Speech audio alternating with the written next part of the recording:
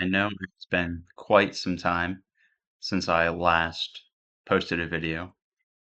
That's okay. But today I have something that I've been wanting to talk about for a while. It only took so long because I was kind of waiting for more and more of the topic to, I guess, be dynamic within real life before I actually started talking about it. So, writing it in a journal, going through a bit more of it until now I'm at a point where I'm like, okay, yeah, I guess um, sharing it is what I want to do. Right. So today I want to talk about the concept of companionship uh, and like chastity and how that goes along with it. So I think it was last weekend, maybe uh, last Friday. It was. Uh, I've been watching a YouTube video um, by it was I think it's from Orthodox Ethos, and it was Father Peter Hears and Josiah Trenum. They were talking about chastity, just like in relationships and also in marriage, and like the situation that chastity exists within society today. Yada yada yada. Basically all facets of the concept and the I guess action of being chaste. And so for a while, roughly 2 week period, there's person that I have really deep feelings for that I had not seen in some time. And I was like, well, our schedules just not aligning. That's okay. That happens. I already feel this way about her. It's okay. Still feel the same way. And then I saw her again this week, notably Friday. And I was like, huh, yep, I do recall those feelings I had of deep companionship feeling. Not necessarily like a perfidious desire, but more so a calm, collected desire. So like one that is not controlled by lust or like a need for physicality, basically. Um, I think that just has to do with the nature of the relationship and the person. But maybe I'm wrong. Maybe it's just I've now understood how to differentiate between different kinds of relationships um, when I'm interested in one with someone. And so yeah, I'm going to talk a little bit about that. So Friday, I spent a little bit of time with her, and I was starting to pick up on things that I previously noticed, but probably for the sake of, I guess, my own thoughts and feelings, I would ignore. Um, so there's things like, you know, she would get frustrated or flustered quite easily, and I would be trying to find out how to craft a way to make it so that she doesn't get frustrated or flustered. Or I would try and anticipate things that are going to happen um, during our situations that we're in, so that she doesn't. I don't want to say crash out because, like, okay, that is technically the thing I was trying to prevent. Oh, was preventing a crash out from happening, but it was more so. I'm trying to preserve the tranquility and peace of the environment that I was sharing with her, because it's something that gives me joy and I guess a feeling of calmness, which is really important. Um, to touch on that, I will further add to the idea and desire for a sense of calmness and tranquility. A lot of the desert fathers, um, notably Saint uh, Ephraim and Saint Isaac, they talk about like keeping your peace. And a lot of people around the internet I've heard this from of like, oh, protect your peace, bro. And I'm like, okay, but that's like a secular way of understanding it. And now that I understand the proper way of the phrase and what it actually means, I'm like, okay, I'll try. try my hand at that. So that's what I've been trying to do recently in, you know, anytime I'm around her. And it's taught me a little bit about my not necessarily my feelings, but the I guess the draw to a companion rather than a romance that I have. Um, I noticed that I tend to, with people that are like friends and whatnot, I'll tend to try and make a situation tenable for the other person more so than for myself. So like I'll defer, I guess, my want in a situation if it will benefit the other person. Um, Ultimately, however, in this situation when it's with a woman that I care for deeply, I would say I romantically care for her. Um, I noticed that I'm doing it much more for my sake than it is for hers. It's like she's an adult, you know, slightly older than me. She's probably had a little bit more life experience and knows how to deal with life. Um, but yet I find myself like, oh, this is going to happen, or oh, this person's causing an issue. Let me jump in front of that so that it doesn't blow up, or let me stop this from becoming an issue so that I can protect what I perceive as her peace and therefore protecting my image with her and of her. Um, and I realize that that's just like kind of coddling. Like that, it's good sometimes, but it's the same with like parents for a kid. If you step in too much, they aren't going to get the growth within that relationship or just the personal growth that might be necessary to come out of that situation. And so I was watching that pretty heavily on Friday. Um, like anytime I would want to step in, like think about it for a minute, wait, watch for her reaction, see if anything's gonna happen, and then based on what I thought would or wouldn't happen, I would step in. So it's like someone, was trying to speak to other people, and they were doing it in a discourteous way within our space. And I was like staring at the person doing it. I looked over at her. I was like, I counted to like 4 or 5, just staring at her, waiting as she's like looking at me, looking at the person. And I'm like, okay, like, I didn't verbalize this, but I'm like, okay, I'm the one who has to step in here. So I was like, hey, you need to get out of here if you're going to be causing, a scene, whatever. This isn't the place for that. I said it in like a diplomatic manner. As I've been told, I tend to be diplomatic when I talk to people, which I think is kind of funny. I mean, it's good, it's a quality that I would like to have. So I'm glad I get told that I have it a lot. Um, but yeah, that happened. And then from there on, I was just observing, I guess, the way that she interacts with me more. So I was kind of um, quieting myself a bit more and not responding nearly as fast as I normally would. Just like allow my thoughts to ruminate on the situations or like, the interactions that would occur so that I could see if, oh, this happens. Now I get this out of it. Or if I would just get a, well, nothing's being prompted. I have to, take action for some further course to, you know, be taken. And also at the same time, the way I found that to be extremely bearable or a lot easier to do was for me. I wear, like in my uniform, I started bringing my prayer book with me so that I could, you know, when I'm in an idle situation, touch it. Lord Jesus Christ, Son of God, have mercy on me, a sinner, and go around the prayer rope, just with my fingers moving up the beads and whatnot, until like someone would interact with me, so that my idle mind was kept fixed on.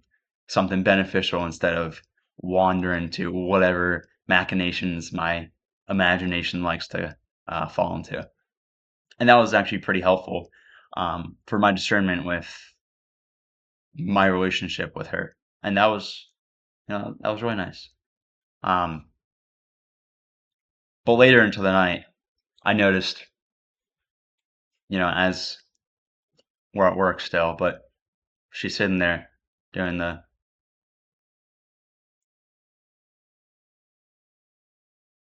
and I'm just like sitting there watching her. I'm like, I mean, yeah, I guess I am tired too. Like everyone here is pretty tired right now, but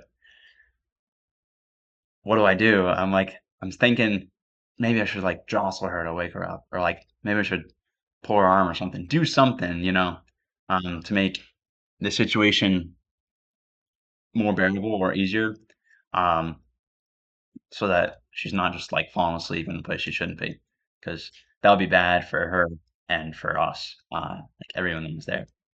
It's like we shouldn't be sleeping there.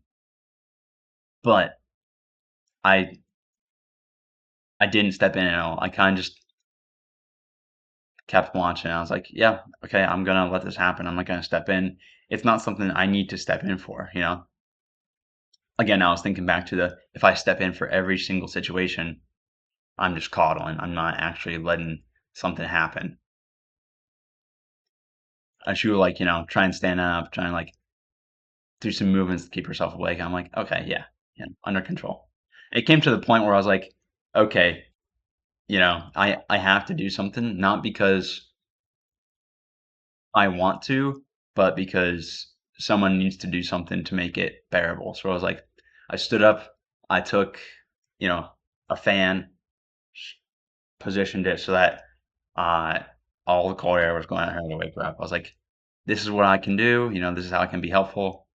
And what I wanted to happen happened. So it was, very good. I was like, okay, I understand what I'm doing here is what needs to be done. But as I did it, I thought about it. And I was like, did I really do this for her though? I was like, no, I kind of did this for myself. I wanted to be of use and aid her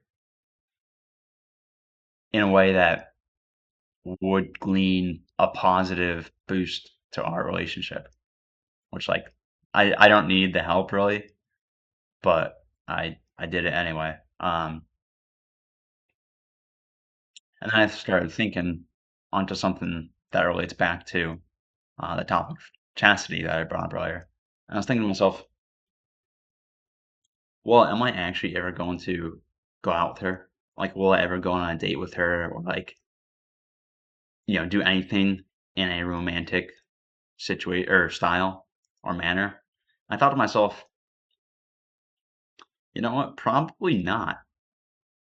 So then why am I doing these things? And honestly, it just feels nice to have someone special to like give them special attention and take care of them in situations where you can do something for them. And I realized that and I was like, this must be what true companionship really is. Because like I'd been thinking we're more so in a companion status rather than a ability to be in a romantic status. Just because of like how we interact with each other and the nature of our relationship. But you know, being I guess a bit more slow to act and more introspective with my actions made me realize that better. And so it also made me call to mind my concept of what I want for the future. Like, should I be going out on a date with someone that I, don't plan to marry? Should I be like hugging or kissing someone or like, yeah, yeah, yeah, whatever. I could literally say anything. I'm just throwing out random examples of what I can picture as a romantic idea. Um, Obviously without it being carnal, because I wouldn't. I say that obviously I wouldn't want to do anything carnal unless I was married to the person, but my mind still, imagines that with some people. Unfortunately, I can't control that. It's part of the human nature. It's our biological. aspect. Um, but I thought about it, I was like, well, I can do this in a manner that I'm being a companion and friendly, but with what I want in life, I will not seek out with said person, um, to have any romantic involved because I want to preserve that any semblance of romance for the person that I fall in love with and, want to craft my future with. Ultimately, it boils down to um, I am very fortunate that I was a socially incapable youth and that I despised going out places and like being, I guess, with people at school, except for like one or two people. It made it very easy so that I wouldn't get involved in anything that, being an American, the average teenager in high school gets involved with, stuff that they really shouldn't be doing at that age, regardless of what manner, illicit or not. And I'm like, wow, I am very fortunate. I'm going to keep this for the person in the future. They will get every first experience with me that is possible to have. Like in the sense that I have no prior experience of anything romantic. Um, not not in full due to my situations, but also because no one's ever showed me like I guess how to open up my heart for a romantic life. I am naturally a romantic in how I think and um, I guess want things to happen, but it's you know not something that's actually been achieved. And so I actually see that as a good thing. All this lack of interactions and experience is just making the future with my future wife be even more special because then I get to give her the gift of ultimately chastity. Because, like, I'll say this, and I'm not very great about this myself, about, you know, I guess keeping my body healthy and, like, my mind healthy and uh, treating myself the way I should be treated in regards to my body. Um, but ultimately, you know, your body is a sanctuary for the Holy Spirit. It is how your body is how God can dwell in you, right? And so to give someone that you're going to be in union with, like in marriage, right? Um, to give them the gift of having like the knowledge that it's never been, I don't want to say such a cheap word, but used. It's never been cultivated that you know by anyone else. It's a completely pure in the, I guess, in the sense that I'm talking about. Um, to give them that is such a gift, you know. Like it used to be such a common thing back in the day, um, but nowadays, especially in this generation, the generation of like nihilism and the last age of the empire that we live in, um, it's like very obvious how unrealistic purity and chastity are. If you don't have the right teaching or upbringing, or if no one's ever like taught you morals, it's just like not going to be a common thing in the future. I don't believe. And so I'm very fortunate and very happy that I'm able to have that situation. So yeah, I guess the final part note that I want to leave is I'm glad I can enjoy the companionship that I have right now, but I'm very glad that I was able to discern the level of depth that I want for it and to be able to cut that off mentally. Um, it's a pretty important thing. If I want to have one thing in life, I shouldn't go around looking for any other thing. When I want to have my eyes set on the one thing, why look around at everything else? Set your eyes on what is above, not below, you know? Um, so yeah, that's, I guess that's all I really want to talk about.